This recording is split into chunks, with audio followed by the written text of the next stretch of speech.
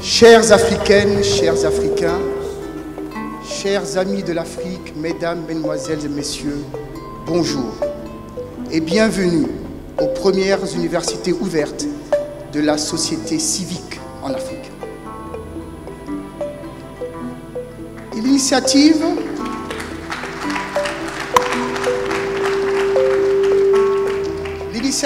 Afrique civique, l'initiative Afrique consciente, pardon, elle a vu le jour il y a exactement 3 mois, le 19 février de cette année. Or, certainement, on y a pensé un peu avant, mais il y a 3 mois qu'avec un groupe d'amis, nous avons décidé de rendre publique une pensée qui pesait dans notre cœur.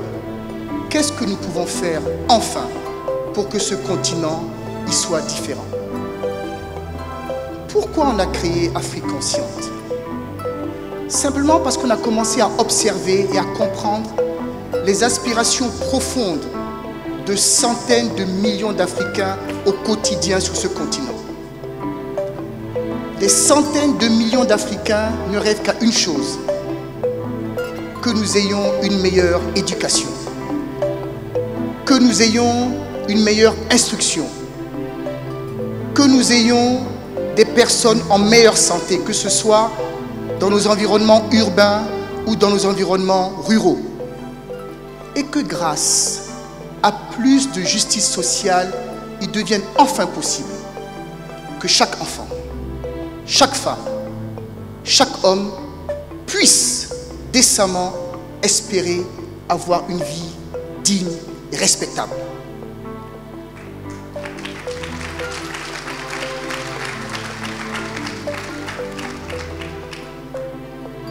Cette aspiration, mesdames, messieurs, elle est légitime. Nous, Africains, avons nous aussi le droit d'être heureux un jour. Nous, Africains, avons aussi le droit un jour de pouvoir planifier et de rêver pour nos enfants et nos petits-enfants. Nous aussi, Africains, avons le droit un jour de pouvoir regarder avec sérénité l'avenir et de ne pas être plombés par toutes ces choses dont on a même honte de parler en public. Alors, parce que nous savions que c'était légitime, nous nous sommes posé la question de savoir si c'était réaliste. La bonne nouvelle, mesdames, messieurs, c'est que c'est immensément réaliste et qu'il n'y a que 3 conditions, et je vous les donne. La première condition, il faut juste que les Africains nous portions sur nous un regard différent que celui que nous portons sur nous actuellement. Le regard que nous portons sur nous actuellement est un regard pauvre, est un regard qui rase les murs, est un regard qui n'a plus aucune fierté. Il faut que ce regard que nous portons sur nous, il puisse changer. La deuxième condition, il faut que le regard que nous portons sur Mère Afrique, notre continent, il change. L'Afrique n'est pas l'histoire catastrophée que l'on croit voir tous les jours. Il est important que notre regard sur Maman Afrique, il change. Et il faut enfin, 3e condition, que nous comprenions que si nous voulons un changement, il faut que enfin, chacun de sa place se mette en marche et commence la transformation. Il n'est juste plus possible de continuer à pointer son doigt sur un petit groupe de personnes et de dire ça ne marche pas. Les personnes qui font ça devant moi maintenant, je leur dis toujours très bien, ils font mal, hein? Tu as peut-être raison, elles font mal. Mais toi, qu'est-ce que tu fais de ta place? Il faut qu'un jour, nous puissions répondre fièrement à cette question. Eh bien, les 3 conditions que je viens de vous énumérer, le regard sur nous-mêmes qui doit changer, le regard sur l'Afrique qui doit changer, l'absolue nécessité de se mettre de sa place en marche, eh bien, ces 3 conditions font les 3 objectifs d'Afrique consciente. Mais nous avons compris que pour que cela arrive et que cette aspiration légitime devienne une réalité, il fallait que nous créions quelques événements. Parce que vous savez quoi? On a besoin de se soutenir. On a besoin de s'épauler. On a besoin de partager. Bref, on a besoin de devenir chacun le gardien de ses frères.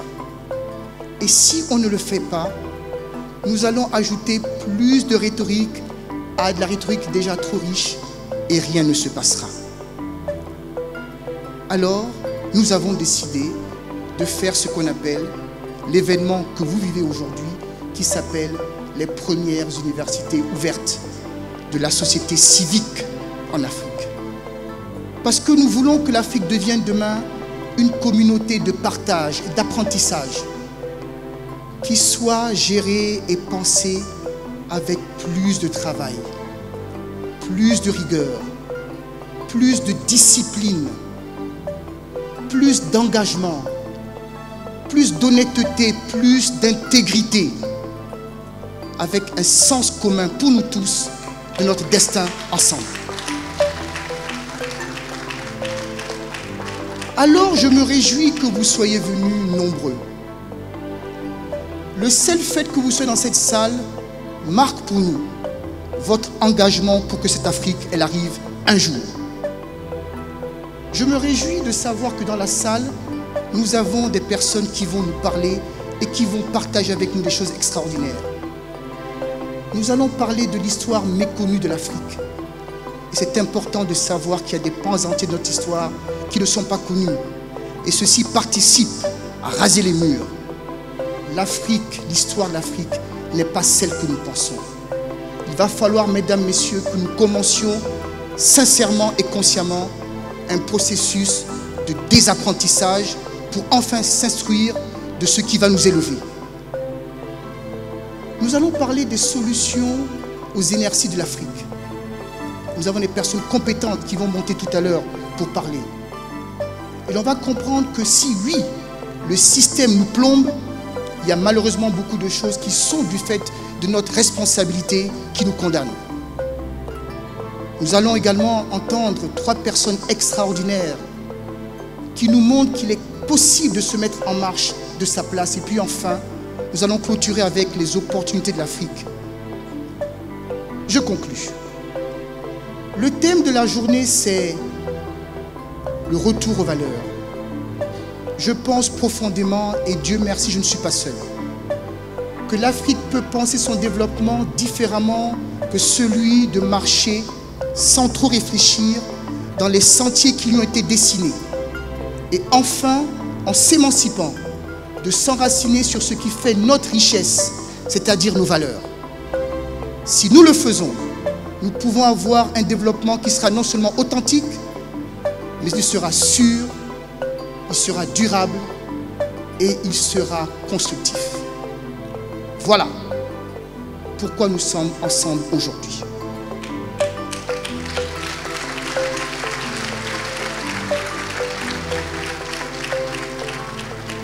Et tout, mesdames, mesdemoiselles et messieurs, ne peut être parfait. L'excellence ne nous appartient pas à nous les hommes. Mais ouvrons nos esprits. Écoutons ce qui sera dit. Ne soyons pas d'accord avec tout, mais il faut que la conversation vraie et sincère, elle commence. Il faut qu'elle commence aujourd'hui.